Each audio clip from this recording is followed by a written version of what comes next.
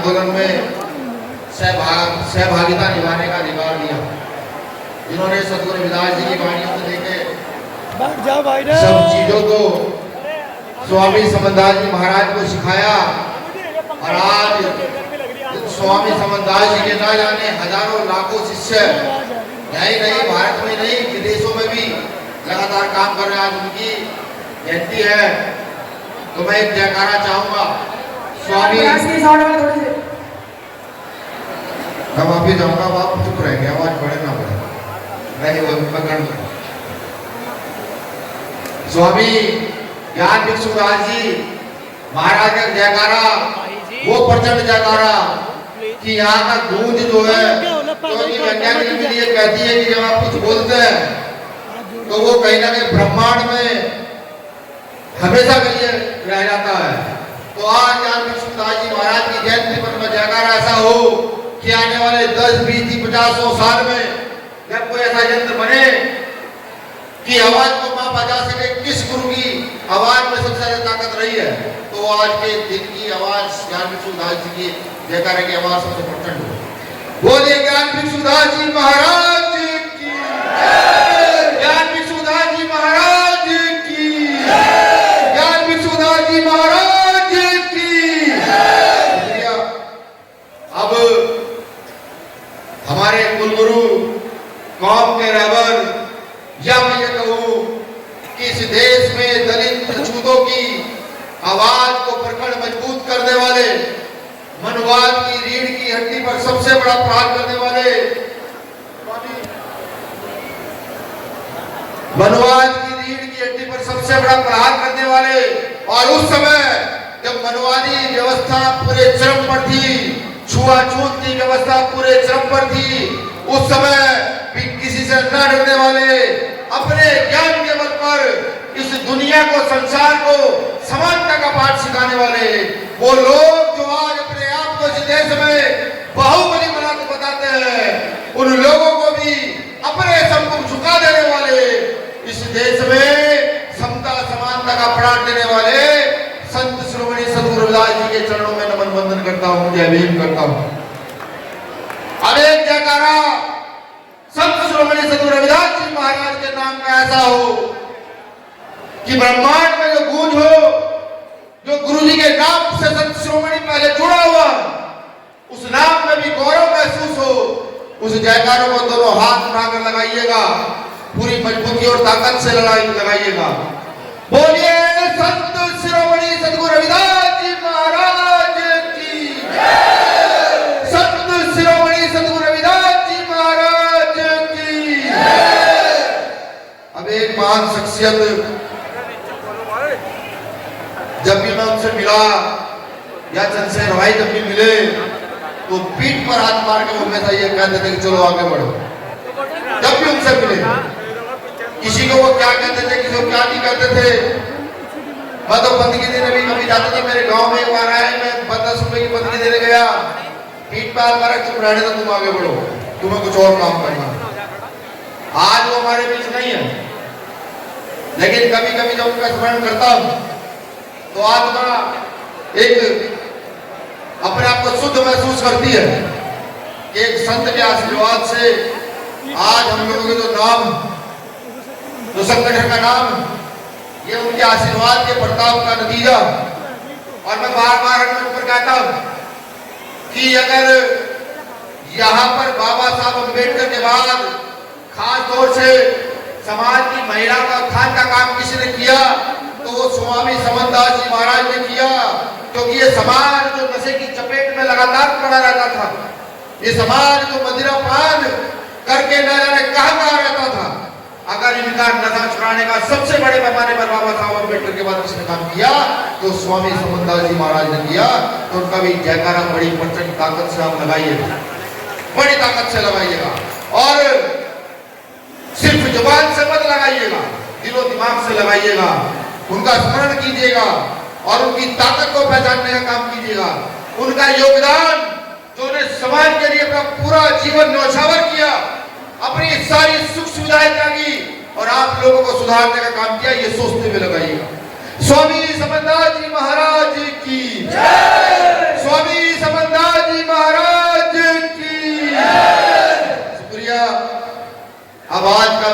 नमन वंदन तो हो चुका, लेकिन अब से आगे का नमन वंदन होना बाकी। जो आप सामने बैठे देख रहे हैं, जो आज मंच पर मंचासीन है, जिनकी शक्लें आप देख रहे हैं, किसी की उम्र ज्यादा हो चुकी है, किसी की उम्र मेरे जितनी है, कुछ साथी भक्त मैंने ऐसे देखे जिनकी उम्र मुझसे भी कम है। मैं आपके सभी के चरणों में एक साथ झुककर नमन वंदन करता हूं, इसलिए कि सद्गुरु रविदास जी का जो आंदोलन है वो स्वामी समनदास जी ने चलाया और अन्य पुरखों ने चलाया। आज उस आंदोलन को आप अपनी सुख सुविधाएं छोड़कर जो चलाने का काम कर रहे हैं, कौम को सुधारने का काम जो कर रहे हैं, सदगुरु महाराज ने क्या कहा, क्या वो चाहते थे, इस विचारधारा का जो आप लगातार प्रचार प्रसार कर रहे हैं।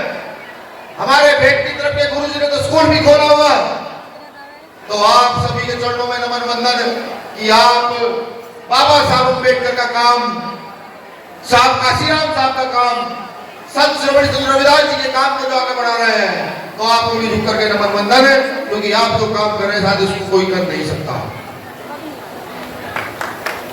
आज ऊन की गद्दी पर पहली बार आया हूं। जिलाध्यक्ष जी ने कहा कि आपको आना है। परसों ग्वालियर था, तरसों ग्वालियर था, कल बरेली था, आज भी बरेली से सीधा भागा हुआ आ रहा हूं कि नहीं वहां जाना है तो जाना है।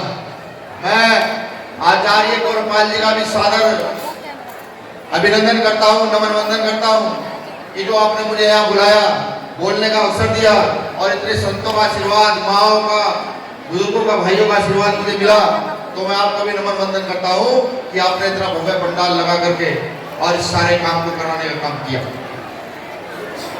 आज मेरे मन में सही मायने में कुछ कहने का मन है नहीं, बस कुछ लाइनें कहूंगा, लेकिन आज एक निवेदन जरूर करूंगा, क्योंकि मैं टीवी में सत्संग देखता हूं, कभी कभी फेसबुक चलाता रहता हूं, तो उस पर सत्संग आते हैं कि सत्संग चल रहे हैं, लगातार सत्संग चल रहे हैं, बताया कहा जा रहा है ये नहीं पता, लेकिन कुछ समझ में आता तो सच बताया जा रहा है, सत्य की ओर चलो, समानता की ओर चलो, ज्ञान की ओर चलो, ये बताया जा रहा है। फिर मैं ये भी देखता हूं कि ना जाने कितने संत जो ढोंग पर है,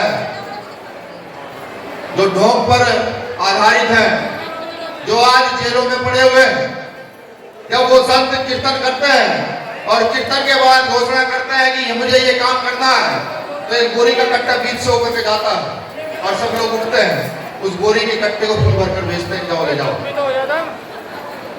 समझ कुछ नहीं आता, वो जेल में है, रेप के मामलों में जेल में है, लेकिन फिर भी लोग बोरी का कट्टा पैसों का भर के उन्हें दे देते हैं कि जाओ तुम अपनी सुख सुविधाओं का ध्यान रखो। और वो संत जो मेरे सामने बैठे हुए हैं, जो अपना पूरा जीवन लगा रहे हैं, ब्रह्मचर्य का पालन कर रहे हैं, वो चीख चीख कर कहते हैं भंडारे का काम है, वो चीख चीख कर कहते हैं कि मंदिर का काम है, वो चीख चीख कर कहते हैं कि हमारी धर्मशालाओं का काम है। अपने दिल पर हाथ रखकर बताओ ऐसा कितने लोग हैं जो रोज 10 रुपए निकालते हैं आंदोलन के लिए, गुरु रविदास महाराज के मंदिर के भंडारे के लिए। ईमानदारी उठाइए, मतलब झूठ मत बोलिएगा, सतगुरु महाराज का प्रांगण है, मैं भी नहीं निकाल पाता, मेरी कमाई नहीं मैं निकाल पाता, चंद लोग हैं गुरु जी, चंद लोग, व्यवस्था है, ये व्यवस्था है हम लोगों की, ये व्यवस्था है उन लोगों की जिनकी देश में सबसे ज्यादा आबादी है, ये व्यवस्था है उन लोगों की जिनके पुरखों ने अपना पूरा जीवन लगाया। हम पहले आपसे माफी भी मांग लो, एक बार की माफी भी पहले मांग लेता हूँ, क्योंकि उस कड़वे सब कहूंगा तो बुरे लगेंगे।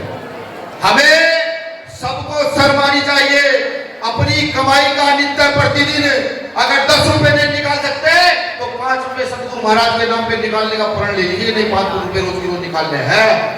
इस प्रण को अगर ले लोगे तो किसी संत को कहने की जरूरत नहीं पड़ेगी, किसी महात्मा को कहने की जरूरत नहीं पड़ेगी कि हमें अपने गुरु घरों का निर्माण करना, अपनी धर्मशालाओं का निर्माण करना।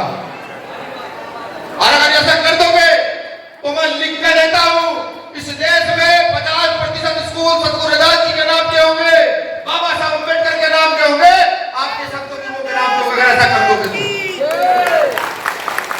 जब वो लोग जो इस देश में बलात्कार करते हैं, उनके कहने पर लोग बोरी भर भर के पैसे दे सकते हैं, तो हम गरीब मजदूर से ही 1-1 रुपया इकट्ठा करके हम बोरी नहीं कमरे भर भर के पैसे दे सकते हैं। ये अपने मन में तो ठान दो, ये बात ठानोगे तो चलेगा। मैं गुरु जी एक पहल करनी चाहता हूँ, मुझे नहीं पता ये अच्छी है या बुरी है, लेकिन मन में आगे तो की रहेगी। मैं चाहता हूँ मेरा यहाँ का जिलाध्यक्ष और सहारनपुर के जिलाध्यक्ष दोनों खड़े हो जाए और इस मंदिर प्रांगण के लिए आज जो है जाए लोगों के बीच में, जाए समाज के बीच में और कहे जिसपे ₹1 डाल दो और जिसपे ₹2 डाल दो अपनी जगह बैठ करके, क्योंकि मैंने सुना है दान गुप्त ही अच्छा होता। जितना गुप्त दान दोगे उतनी कीर्ति बढ़ेगी, उतनी ख्याति बढ़ेगी। जितना भी देते चले जाओगे ताकत प्रचंड मजबूत होगी। और ये पहल आज हुई है तो इस पहल को करने के लिए किसी संत को ना उठना पड़े। जब भी सत्संग में जाओ तो युवा खड़े हो, अपना पढ़ना निकालो और समाज में चले जाओ। जो 50% देगा जिसमें ₹1 देगा, ये प्रथा में चलानी पड़ेगी। वरना गुरुजी मैंने ये भी देखा कि खूब पैसे कमाने वाले लोग दारू पी कर नालियों में पड़े, वो 1000, 2000, 5000 तो कुछ नहीं समझते, लेकिन जब यहाँ की बात आती है तो कदम पीछे खींच देते हैं। मैं माफी चाहूंगा क्योंकि थोड़ा सा क्रोध मेरे मन में आ जाया, हालांकि यहाँ खड़े को क्रोध नहीं करना चाहिए। अब मैं आपसे चाहूंगा अपनी बात रखने की, अपनी जगह बैठ करके व्यवस्था खराब ना करें, अपनी जगह दूसरे को दे दे, पहुंच जाएगा। सदगुरु रविदास जी ने कहा कि ब्राह्मण न पूजे तो हो गुणहीन। सदगुरु रविदास जी ने कहा है कि ब्राह्मण न पूजे जो हो गुणहीन। मेरी माँ बहने गौर से सुने कि ब्राह्मण न पूजियो जो हो गुणहीन, चरण पूजियो चंडाल के जो हो गुण प्रवीण। सीधी बात है कि ऐसे किसी व्यक्ति के सामने नतमस्तक नहीं होना है जो अपने आप को जाति से श्रेष्ठ बताता है। ऐसे लोगों के सामने नतमस्तक होना है जो ज्ञान में श्रेष्ठ है, जो बुद्धि में श्रेष्ठ है, जो आचरण में श्रेष्ठ है, जो अपने विचारों से श्रेष्ठ है। सदगुरु रविदास जी ने कहा। सदगुरु रविदास जी 600 साल पहले एक बात करके गए, क्या गए, वो आदेश देके गए हम जैसे निगमों को, ये कह के गए कि चाहूं ऐसा राज में मिले सबन को छूट पड़े सब में से रहता उसरे परसन। इस भारत की राजनीति इस वाक्य की बिना पूरी नहीं होगी। प्रधानमंत्री भाषण देंगे तो ये बात कहेंगे, मुख्यमंत्री भाषण देंगे तो ये बात कहेंगे, कोई भी नेता भाषण कहेगा तो ये बात जरूर कहेगा क्योंकि वो जानता है कि अगर मैं जाकर के बात गुरु प्रेमियों के बीच में कहूंगा तो गुरु प्रेमी खड़े होंगे और मेरी बात को मानेंगे। लेकिन कभी सोचा 600 साल पहले गुरु महाराज आदेश किसे देके जा रहे हैं? वो क्या अमेरिका के लोगों को आदेश देके जा रहे? नहीं, वो अपने वंश के लोगों को, अपने वंशजों को कहकर जा रहे हैं कि जब बड़े होना, आगे बढ़ना तो ऐसे राज की स्थापना करना जहां किसी के पास कोई दिक्कत ना हो, कोई परेशानी ना हो, कोई गैरकानूनी ना हो, सब बराबर हो, ऐसे राज की स्थापना इस देश में करना। 600 साल हो चुके साहब, हमने आपस में तो भिड़े, हमने खूब आनंद तो लिया, लेकिन ये सोचने का काम नहीं किया कि राज आगे स्थापित कब होगा। आज हर व्यक्ति, जंगल का जानवर भी इकट्ठा होकर के अपना वर्चस्व स्थापित करता है, कुछ जमीन पे कब्जा कर देता है। लेकिन हम पढ़े लिखे लोग, इतनी बड़ी आबादी के लोग ना जाने कब इकट्ठा होंगे। सदगुरु रविदास जी ने कहा कि जात जात में जात है जैसे केतन में पात, जात जात में जात है जैसे केतन में पात। रविदास से मानुष ना जुड़ सके जब तक जात में जात। गुरु महाराज कह रहे हैं कि जाति में जातियां इतनी सारी हैं, जैसे केले के पेड़ में छिलक होते हैं कि आप एक छिलक उतारते जाएं, दूसरा उतारे, तीसरा उतारे, पेड़ खत्म हो जाएगा, जाति छिलक खत्म नहीं होंगे। तो यही सदगुरु रविदास जी महाराज कह रहे हैं कि हमारे अंदर जातियां इतनी हैं, जातियों में जातियां हैं कि हम कितना खोज ले, कितना पी ले, कितना कुछ कर ले, वो जातियां खत्म नहीं हो रही। कि मुझसे कोई व्यक्ति तभी जुड़ सकता है जब तक ये जातियां खत्म ना कर। ये भी गुरु जी का एक आदेश है। क्या अब आप अपने दिल पर हाथ धरिएगा और गौर से सोच समझ के सब लोग हाथ उठाइएगा। ऐसे कितने यहाँ गुरु प्रेमी है, ऐसे कितने यहाँ संगत आई हुई संतों को छोड़ करके, मास्टर जी जैसे लोगों को छोड़ करके, साहब जैसे लोगों को छोड़ करके, जो दूसरे समाज में जाकर सदगुरु महाराज की कीर्ति को बताने का काम करते हैं। हाथ खड़े ईमानदार से बता दें, ईमानदारी से, झूठ बोलने की जरूरत नहीं। गुरु महाराज का प्रांगण है। अब आप खुद देखिए हमारी परिस्थितियां क्या है, अब आप खुद सोचिए हमारी स्थितियां क्या है। हम सदगुरु महाराज का प्रचार कहाँ कर पा रहे हैं, कितनी जगह कर पा रहे हैं। अगर चाहते हो सदगुरु महाराज का काम करना तो हर जाति हर धर्म के लोगों को सदगुरु महाराज की कीर्ति को बताने का काम करो। हर धर्म के लोगों को उनको बताओ सदगुरु महाराज ने क्या कहा। सदगुरु महाराज कहते हैं क्यों जाऊं मैं काशी द्वारका, क्यों करूं मैं मथुरावास, क्यों जाऊं मैं काशी द्वारका, क्यों करूं मैं मथुरावास, ईश्वर मेरे मुझ में है, मैं क्यों करूं इधर उधर तलाश। सतगुरु महाराज कह रहे हैं जब भगवान मेरे अंदर है तो मैं किसी तीर्थ स्थल पर क्यों माथा टेकने जाऊं, मैं किसी ऐसे व्यक्ति के सामने क्यों झुकूं। भगवानों को ढूंढने के लिए वो तो मेरे अंदर खुद के है, मुझे खुद का ज्ञान लेना है। ये सतगुरु रविदास जी महाराज कह रहे हैं।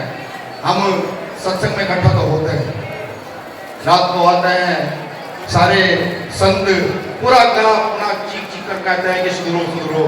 हम रात को आते हैं, सुबह जाते हैं, पढ़ के सोते हैं, शाम तक सो करके जो संत हमें बताते हैं उसको भूल जाते हैं और फिर दोबारा से अगले दिन से वही दिनचर्या शुरू हो जाती है। नहीं, गलत ऐसा नहीं। सुधरो, सुधार की ओर चलो, खुद सुधरो, दूसरों को सुधारो, इस अपने कारवा को बढ़ाओ, इस अपने आंदोलन को बढ़ाओ। ये सत्संग सिर्फ वाणी सुनने का काम नहीं, ये सत्संग सतगुरु रविदास जी महाराज के आंदोलन का नाम है। इस देश में सतगुरु रविदास जी महाराज को किसी व्यक्ति ने समझा तो इस इंसान का नाम डॉक्टर बाबा साहब अम्बेडकर है।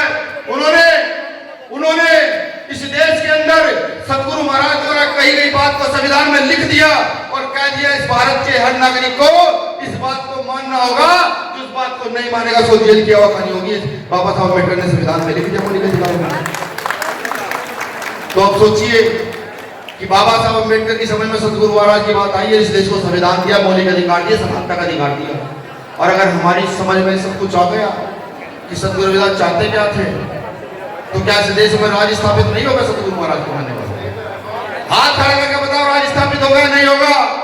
अगर राज स्थापित होगा तो सिर्फ सतगुरु महाराज का प्रचार करना शुरू करो, सिर्फ सतगुरु महाराज के द्वारा कही गई बातों को स्थापित करना शुरू करो।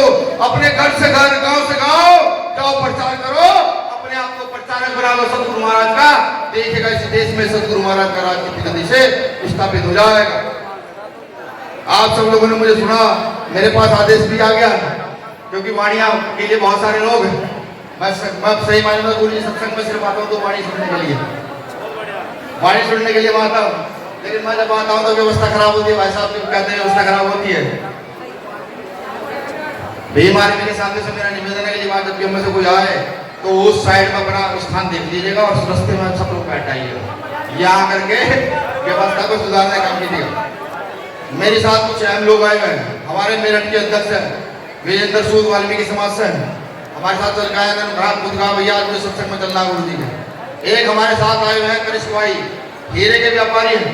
कहाँ है कनिष्ठ? वो बाहर गए हुए हैं। सहारनपुर के जिलाध्यक्ष आए हुए हैं, मुजफ्फरनगर के जिलाध्यक्ष आए हुए हैं। वो जो मेरे साथ साथी चल गए, मैं उनका शुक्रिया आभार व्यक्त करता हूँ, सारी संगत का शुक्रिया आभार व्यक्त करता हूँ। कुछ मेरे मुंह से गलत निकला हो, अपना भाई बेटा समझ कर क्षमा कीजिएगा। एक जयकारा सतगुरु महाराज के नाम पर लगा दीजिए। बोलिए संत शिरोमणि सतगुरु रविदास जी महाराज जी। संत